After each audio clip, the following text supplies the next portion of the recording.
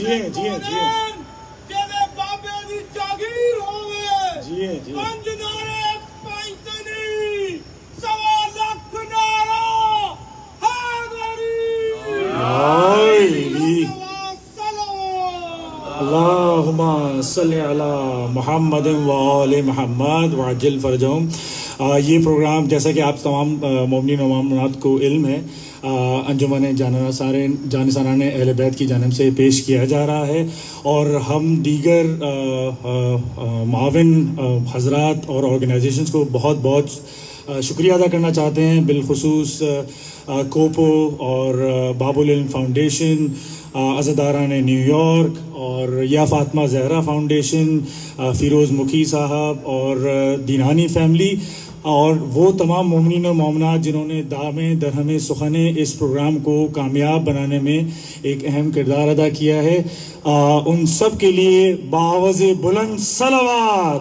اللہم صلی علی محمد. جو علی علی کہیں گے سدا راضی رہیں گے، جو علی علی کہیں گے سدا راضی رہیں گے، دور غماں تے دکھے کولوں رہیں گے.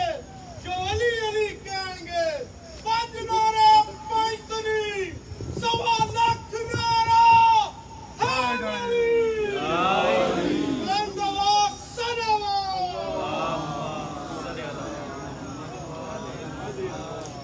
رحم اللہ من قرأ الفاتحہ.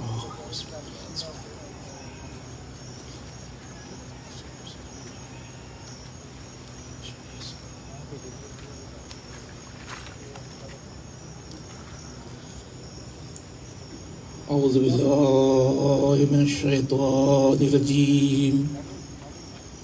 بسم اللہ الرحمن الرحیم. الحمد للہ رب العالمین، والصلاة والسلام علی اشرف الانبیاء والمرسلین، سیدنا و نبینا و شفیع ذنوبنا و طبیب قلوبنا و ہادینا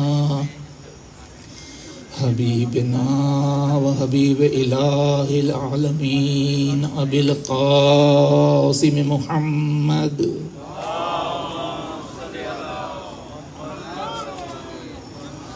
وعلى آلہ الطیبین الطاہرین المعصومین المظلومین الذین اذهب اللہ عنہم الرجس وطہرہم تطہیرا.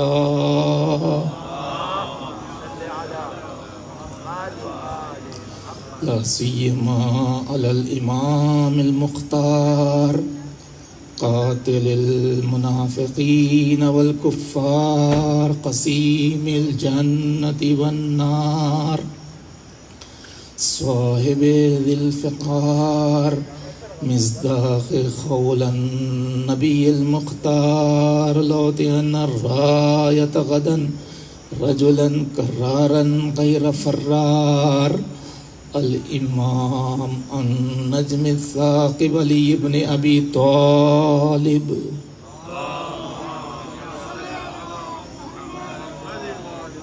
ولعنت اللہ علی اعدائہم وغاصب حقوقہم ومنکر فضائلہم اجمعین من الآن الى قیام یوم الدین.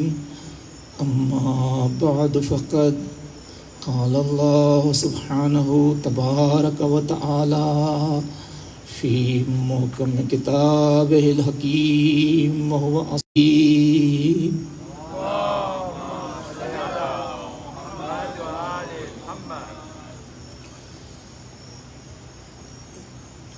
عزیزان محترم، سب سے پہلے میں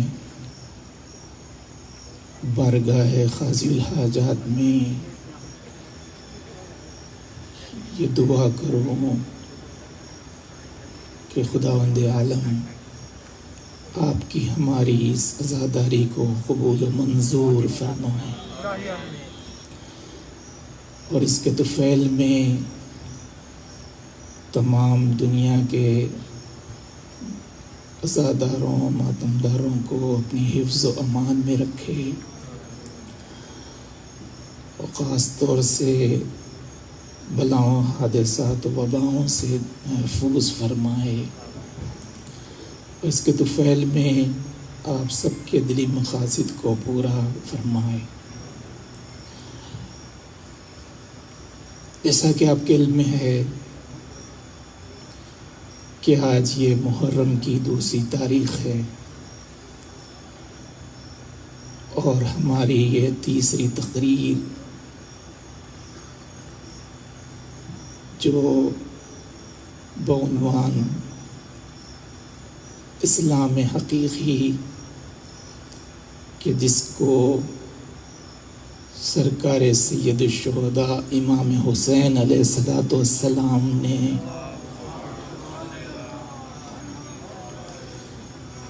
کربلا کے میدان میں قربانیوں کو پیش کر کے بچایا، اور آپ کے علم میں ہے کہ ہم اس سلسلے میں جس آیت کو سرنامہ کلام قرار دیے ہوئے ہیں وہ قرآن مجید کے 30ویں سورہ روم کی 30ویں آیت ہے،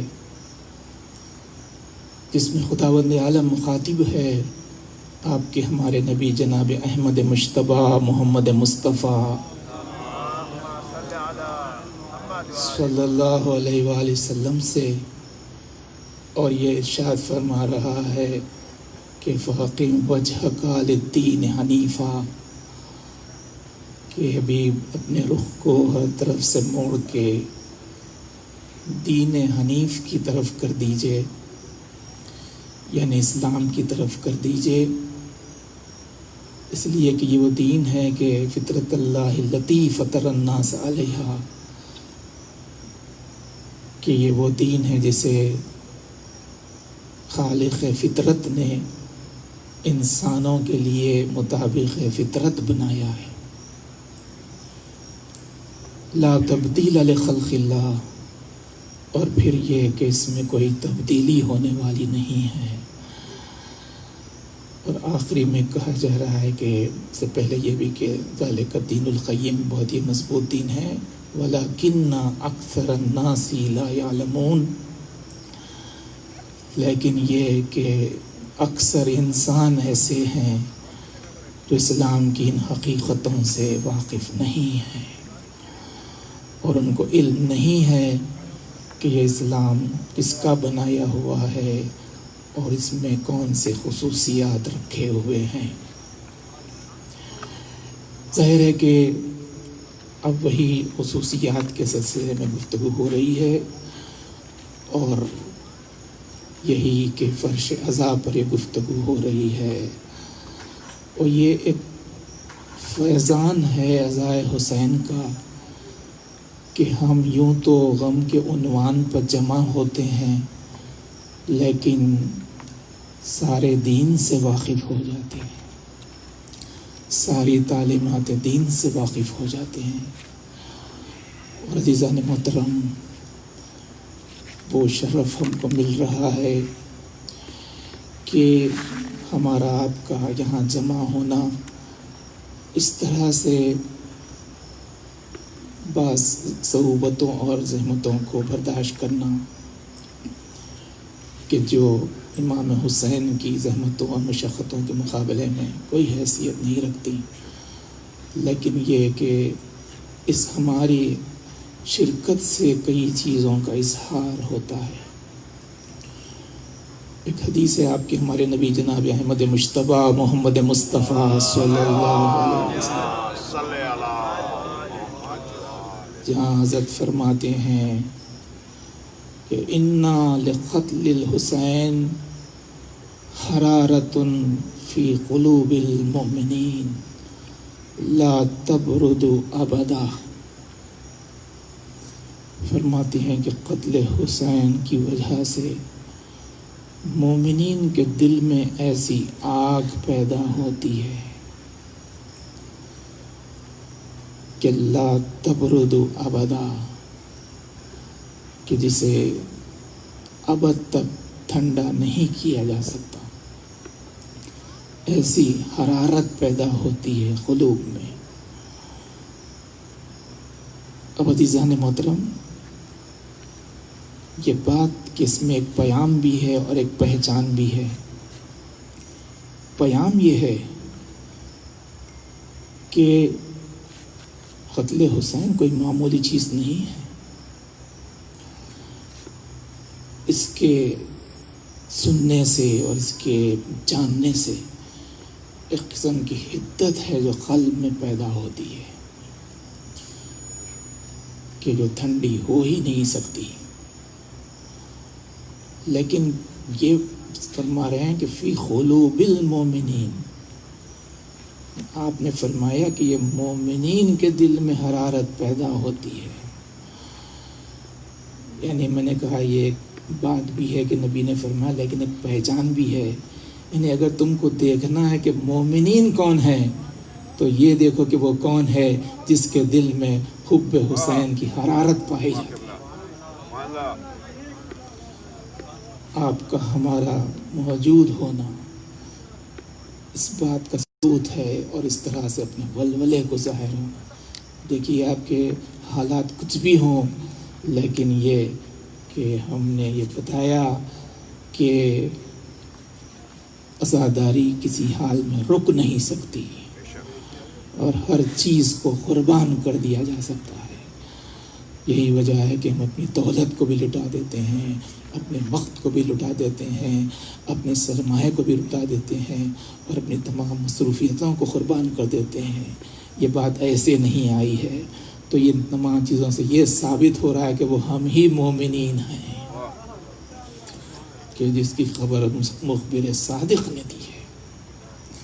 اور میں نے عرض کیا کہ اس اعتبار سے ظاہر ہے کہ جب یہ شرف ہم کو ملتا ہے غم حسین میں، تو ہماری فکر یہی ہوتی ہے کہ مجلس اس طرح سے برپا ہو کہ جہاں پر خود حسین خوش ہو جائے۔ اصل امام حسین کی خوشی مطلوب ہوتی ہے، اور اب فکر ہوتی ہے کہ وہ کون سی چیزیں ہیں۔ اور آپ کو معلوم ہے کہ یہ بھی شرف میں آپ کی خدمت میں عرض کر دوں کہ یہ ہمارا یقین بھی ہے اور اس کے تعلق سے روایت بھی ہے کہ ہم جب مجلس حسین میں آتے ہیں، فرش عزا پر پہنچتے ہیں، اور اس کے بعد جب گریہ کرتے ہیں تو سرادق عرش سے خود حسین ابن علی ہماری آنکھوں کی طرف پر نظر ترحم دیکھتے ہیں۔ کیا شرف ہے! یہ صحیح ہے کہ وہ خوش نصیب افراد جو کربلا میں پہنچ کے سلام کر رہے ہیں ان کو بھی حسین دیکھتے ہیں، لیکن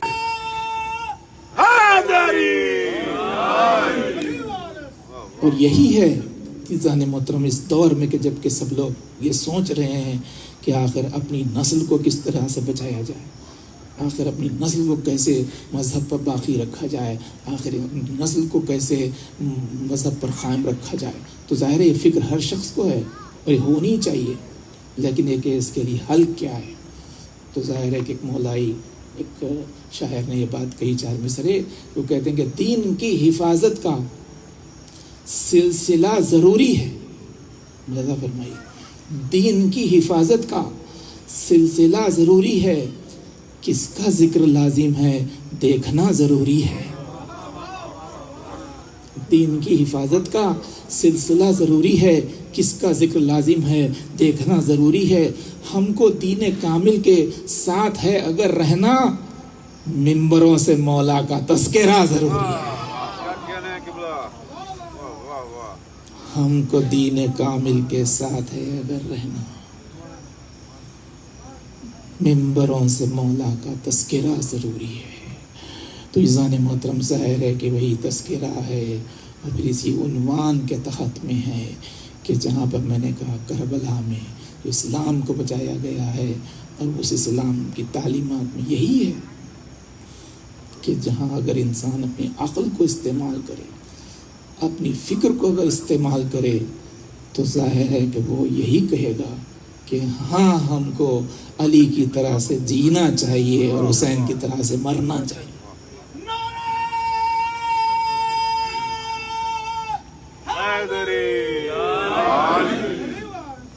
اب ظاہر ہے کہ جن کو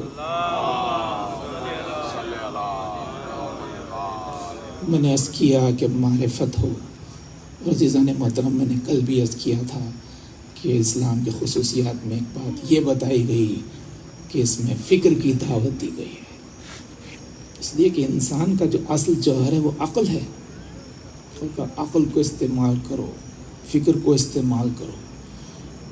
لیکن آپ جانتے ہیں کہ وہی جو قرآن نے کہا کہ بہت سے لوگ جانتے نہیں ہیں کہ اسلام کیا ہے، تو اسلام کی جو خصوصیت ہے پورے مذاہب کے درمیان میں، یعنی سارے دنیا میں جتنے مذاہب ہیں ان میں ایک خصوصیت اسلام کی یہ ہے کہ دوسرے مذاہب کے مقابلے میں کہ وہ مذاہب دوسرے وہ ہوتے ہیں جو فکر کرنے سے منع کر دیتے ہیں، سوچنے سے روک دیتے ہیں، عقل کو استعمال کرنے سے روک دیتے ہیں، کہتے ہیں کہ بس مان لو، سوال مت کرو، سوچو نہیں، فکر مت کرو، بس یہ بات ہے اس پر چلتے چلے جاؤ۔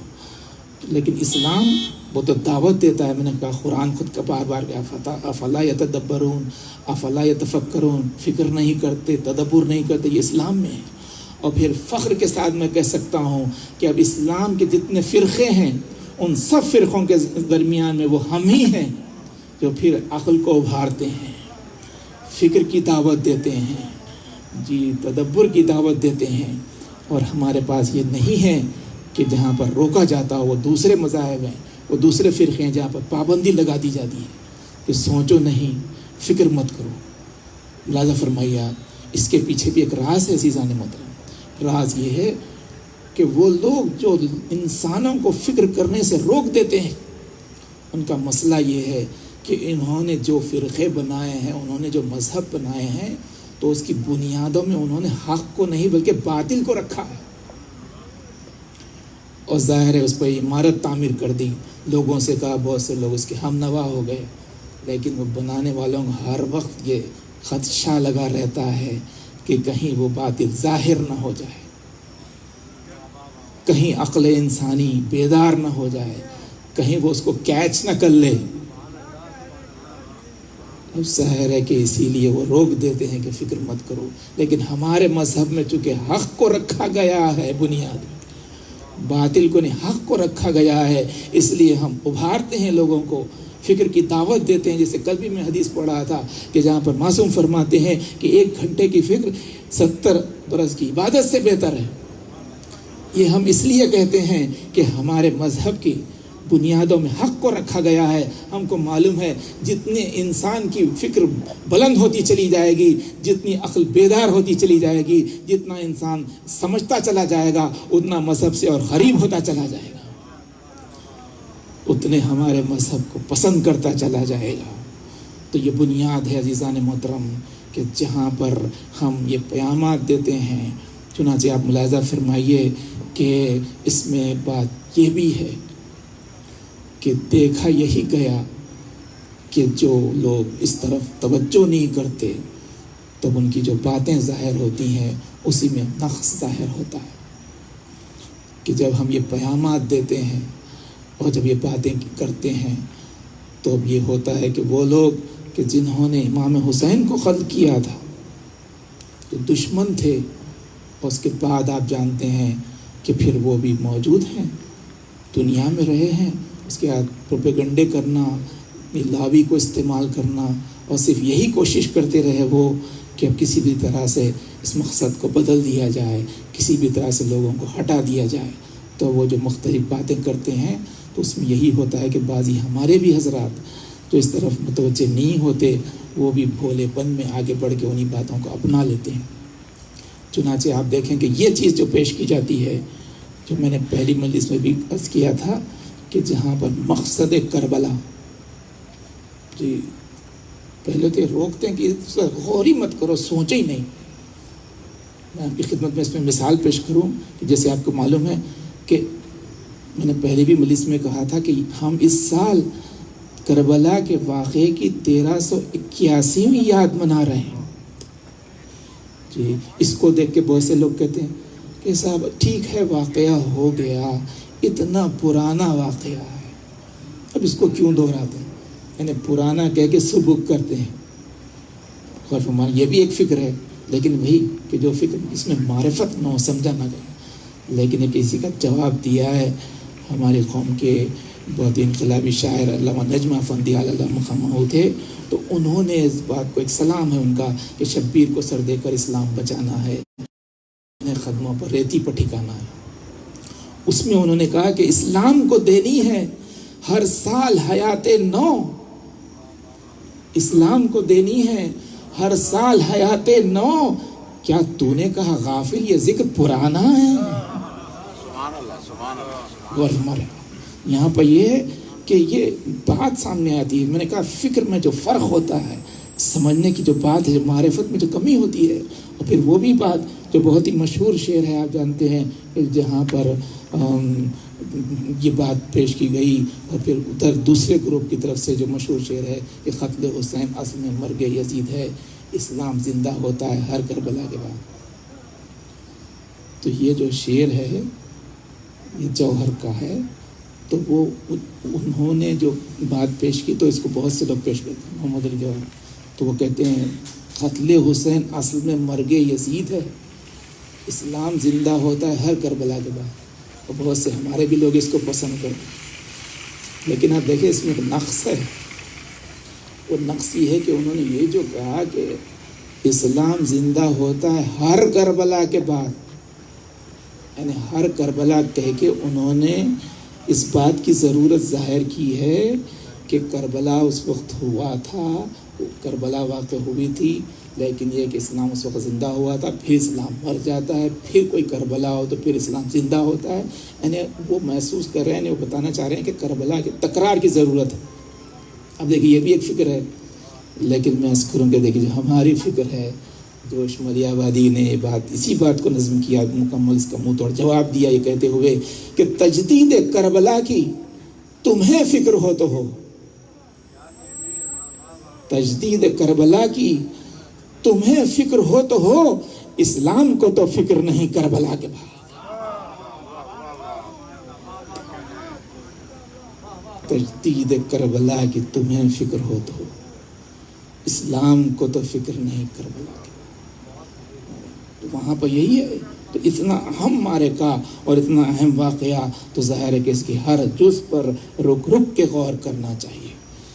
چنانچہ میں آپ کی خدمت میں اس کو, تو وہ وہاں سے بات چلی ہے کہ اب یہ جو مقصد شہادت حسین کو تبدیل کر دیا گیا, تو میں نے کہا بہت سے ہمارے بھی لوگ اس کے ہم نوا ہو جاتے ہیں. وہ انہوں نے کہا کہ مسئلہ یہ ہے کہ امام حسین نے جو شہادت پیش کی ہے وہ یہی نماز کے لیے, روزے کے لیے, حد کو بچانے کے لیے, عبادتوں کے بچانے کے لیے, اور پھر ظاہر ہے کہ اسی کو وہ بیان کرتے ہیں, وہ بھی اپنے جلسے کرتے ہیں, اس میں یہی باتیں ہوتی ہیں. اور پہلی مجلس میں نے عرض کیا تھا کہ اصل امام حسین نے جو شہادت پیش کی ہے وہ ولایت و امامت کو بچانے کے لیے.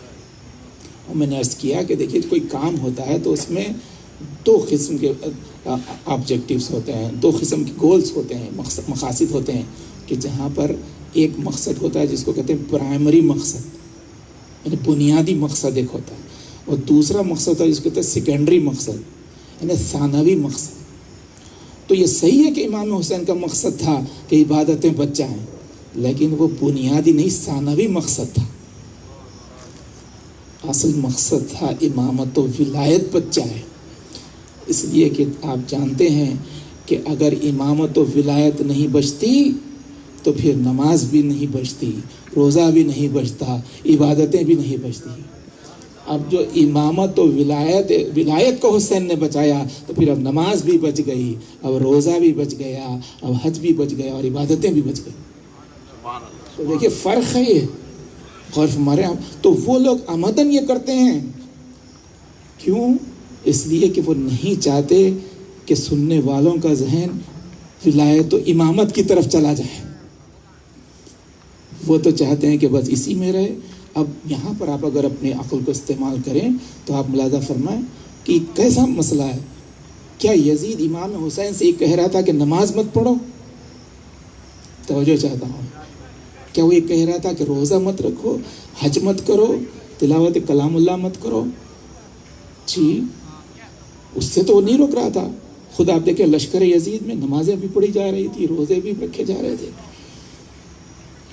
تو کل میں نے جو عرض کیا تھا امامت کا جو منصب ہے جو ابراہیم سے ہو کے رسول اللہ اور امیر المومنین تک پہنچا، وہاں سے حسین تک پہنچا، تو اس منصب میں یہ ہے، اس کی خصوصیت یہ ہے کہ وہ منصوص من اللہ ہوتا ہے. منصب یعنی اللہ کی طرف سے وہ کوئی سلیکشن اور الیکشن سے حاصل نہیں ہوتا، بلکہ اللہ عطا کرتا ہے، اللہ دیتا ہے منصب. تو وہ ظاہر ہے کہ حسین کے پاس تھا. تو یزید جو بیعت مانگ رہا تھا، بے کے منیش بیچنا، تو وہ کہہ رہا تھا بے کرو، بیچو. کس چیز کو بیچو؟ جو آپ کے پاس منصب امامت ہے اس کو بیچو.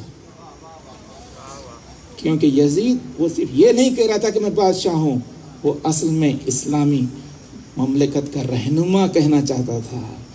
وہ بھی اسلامی لیڈر اپنے آپ کو کہنا چاہتا تھا، وسیع رسول اپنے آپ کو کہنا چاہتا تھا. اب ظاہر ہے میں کہتا ہوں کہ ذرا سا اسی پر آپ غور کر لیجئے. بہت سے لوگ کہتے ہیں، یعنی یہ بھی ہے کہ جو بغیر سوچے سمجھے کہتے ہیں نا، اسلام نے کہا، بہت سے لوگ قرآن نے کہا سوچتے نہیں سمجھے نہیں ہے، تو وہ لوگ یہ کہتے ہیں کہ صاحب یہ کیا بات تھی. یعنی جو ماڈرن ٹائپ کے لوگ کہتے ہیں کہ صاحب یہ کیا بات تھی، جب ساری امت یزید کو اپنا خلیفہ مان چکی تھی تو یہ امام حسین کو کیا زدہ تھی. معاذ اللہ، یہ کیوں نہیں مان رہے تھے؟ اس مقام پر میں کہتا ہوں کہ یہی سوال پلٹ کے یزید سے کیوں نہیں کرتے کہ جب سب نے مان لیا تھا تو اس پر مصر کیوں کہ حسین مانے؟ تو حضور یزید خود یہ کہے گا جو چیز حسین کے پاس ہے وہ پوری امت کے پاس نہیں. اور وہی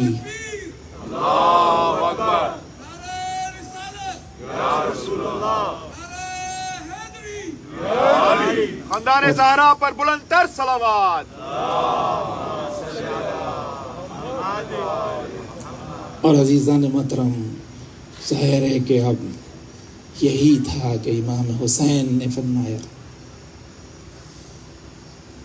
کہ یہ نہیں ہوگا. لوگ کہتے ہیں کہ اس لیے یزید کی بیعت حسین نے نہیں کی کہ وہ ایک فاسق و فاجر تھا. جی دیکھیے، یہ بھی بھولے پنے کی بات، یہ بھی ادھر سے آئی ہے اور ہمارے بھی لوگ اس کو قبول کیے. اس لیے حسین نے بیعت نہیں کی کہ وہ فاسق و فاجر تھا. اس کا مطلب یہ ہے کہ اگر یزید عابد و زاہد ہوتا تو معاذ اللہ حسین بیعت کر لیتے اور ہمارے یہاں.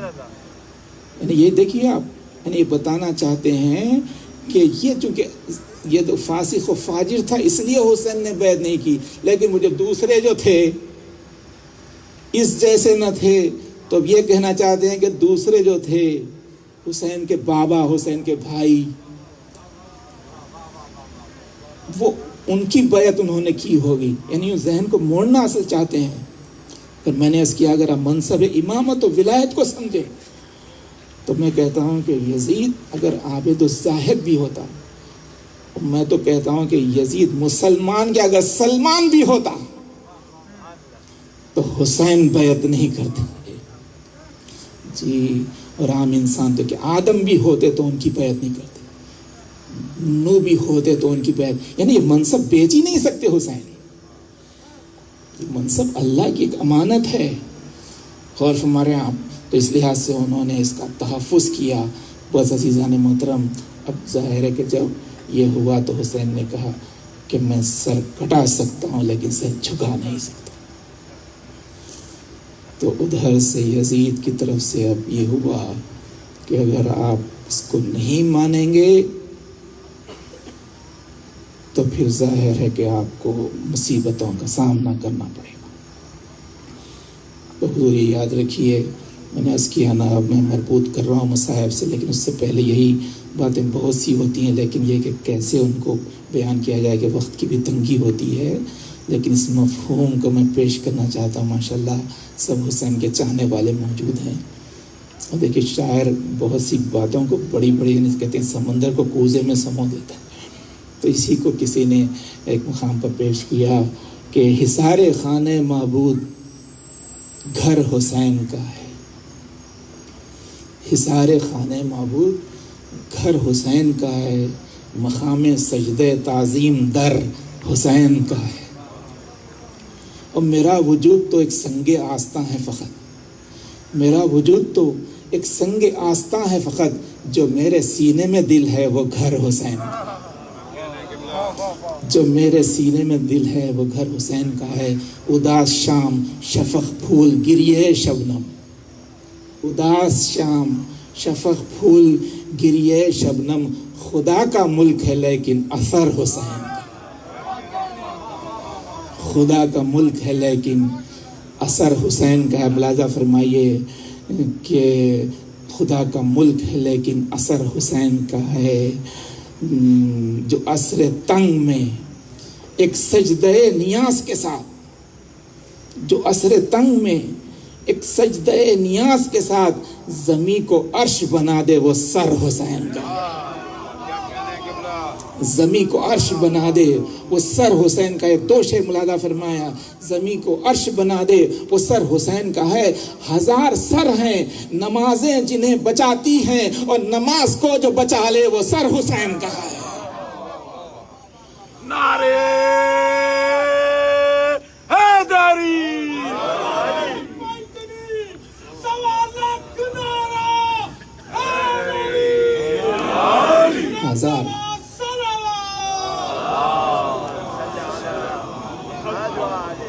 ہزار سر ہیں نمازیں جنہیں بچاتی، نماز کو جو بچا لے وہ سر حسین کا ہے۔ اور یہ بھی شعر ملاحظہ فرمایا کہ نماز کو جو بچا لے وہ سر حسین کا ہے۔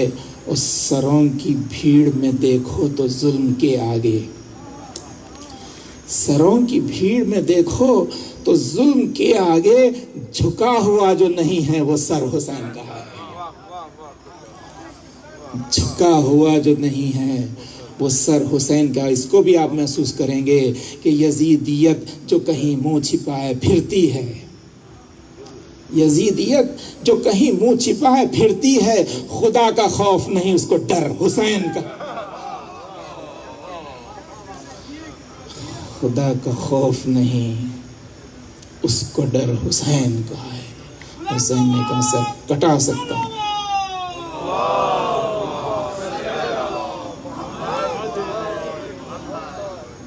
آپ نے کہا میں سر کٹا سکتا ہوں لیکن جھکا نہیں سکتا۔ اس نے کہا کہ اب آپ کو مصیبتوں کو برداشت کرنا پڑے گا۔ کہا میں برداشت کر لوں گا۔ کہا کہ آپ کو وطن چھوڑنا پڑے گا، نانا کی قبر، ماں کا مزار، بھائی کی لحد کو چھوڑنا پڑے گا۔ آپ نے کہا میں چھوڑ دوں گا۔ کہا حج کو عمرے سے بدلنا پڑے گا۔ کہا میں بدل دوں گا۔ کہا کربلا کے میدان میں اب قربانیوں کو پیش کرنا پڑے گا۔ کیسی قربانیاں؟ اکبر سے شیریں سخن کی قربانی، قاسم سے گل بدن کی قربانی، اصغر سے غنچہ دہن کی قربانی، عباس سے دلاور کی قربانی، اور یہی نہیں بلکہ اپنا سر، زینب کی چادر اور سکینہ کے گوشوارے قربان کرنا پڑے۔ امام حسین نے کہا برداشت کر لوں گا۔ ہاں محترم سننے والوں، آج محرم کی دوسری تاریخ ہے، یہی وہ محرم کی دوسری تاریخ ہے کہ جس دن یثرب کا مسافر اپنے مقتل میں پہنچ گیا، یہی وہ تاریخ ہے کہ جب کہ حسین کربلا پہنچ گئے۔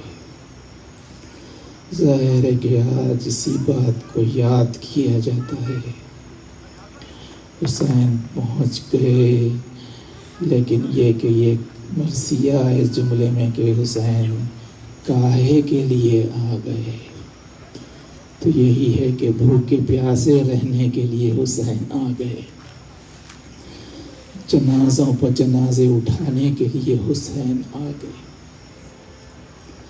ہاں محترم سننے والوں، جب راہوار رکا اور امام حسین نے خاک نشان فرمائی اور کہا کہ انا للہ و انا الیہ راجعون، اور پوچھنے پر جب معلوم ہوا کہ یہ کرب و بلا ہے تو آپ نے کہا عباس ہمارا سفر تمام ہو گیا، سواریوں کو بٹھا دو۔